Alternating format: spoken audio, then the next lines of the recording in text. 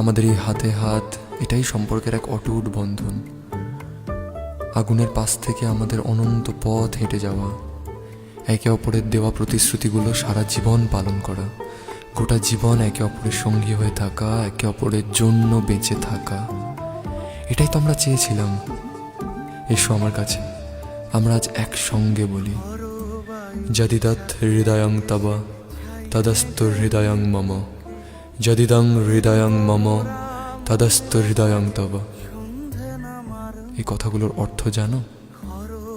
এর অর্থ হলো, আজ থেকে তোমার এই হৃদয় আমার হোক, আর আমার এই হৃদয় তোমার। ঘাটে সন্ধে নামার মুখে বলি ও রজনী,